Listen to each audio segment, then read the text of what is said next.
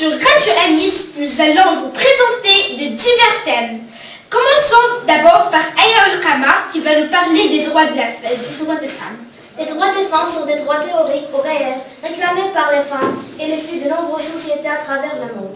Ils constituent la base du mouvement par les droits des femmes du 19e siècle, ainsi que le mouvement féministe du 20e siècle. Dans certains pays, ces droits sont institutionnalisés ou soutenus par la loi, la coutume loyale et le comportement, tandis que dans d'autres pays, ils peuvent être ignorés ou supprimés.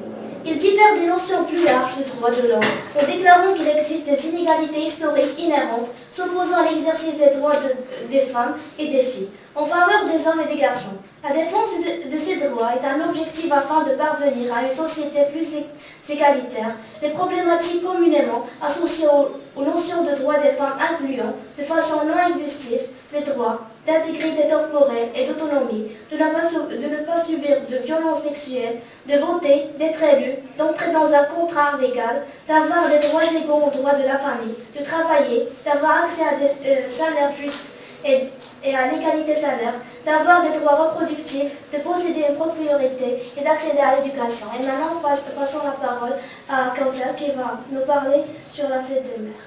Donc, rebonjour. Dans la plupart des pays, il existe une journée dédiée aux mamans qui a lieu très souvent au mois de mai. Cette année en France, nous fêtons les mamans le 29 mai, tout comme en France. En fait, les mamans le dernier dimanche mai, comme au Cameroun et en Côte d'Ivoire.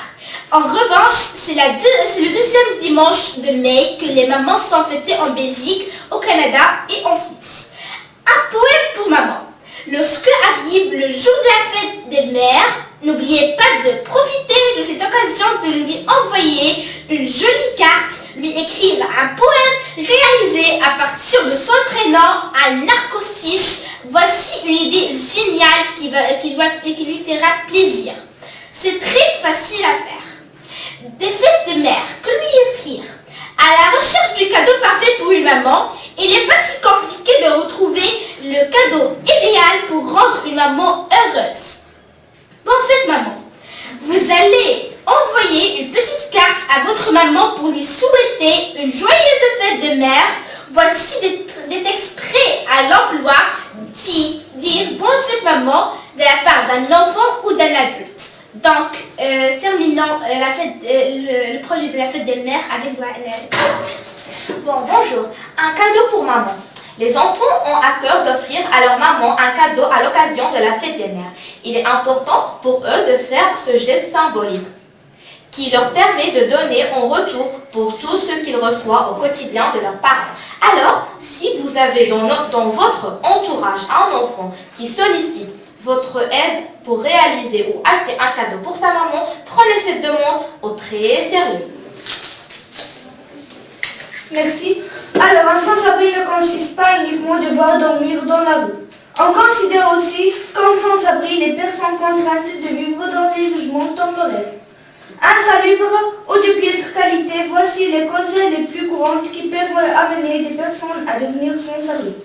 Le chômage et la pauvreté, les migrations et la vieillesse, les problèmes de santé et la rupture d'une relation, le manque de logements abordables à louer et à vendre, le soutien insuffisant accordé aux personnes sortant d'un centre de soins, de l'hôpital, de prison ou d'autres établissements publics. Les sans-abri peuvent être confrontés à une espérance de vie réduite, des problèmes de santé, des discriminations, de l'isolement et des difficultés d'accès aux prestations et services publics de base. Et pour éviter ces problèmes, il faut adopter des stratégies intégrées à long terme axées sur le logement afin de lutter contre le phénomène de sans-abri au niveau national, régional et local. Mener des politiques efficaces en matière de prévention des expulsions. Maintenant, je passe la parole à Claire. On va parler d'abord de fête de mères. La fête des mères est une fête annuelle célébrée en l'honneur des mères dans tous les nombreux pays. À cette occasion, les enfants offrent des cadeaux à leur mère, des cadeaux ou des objets qu'ils ont confectionnés à l'école ou à la maison. Cette fête est également célébrée par les adultes de tout âge pour honorer leur mère. La date de la fête des mères varie d'un pays à l'autre, mais la majorité d'entre eux est choisie de la célébrer en mai. Donc, merci, chers auditeurs et auditrices, de l'avoir écouté durant cette émission. Attendez-nous dans l'émission suivante.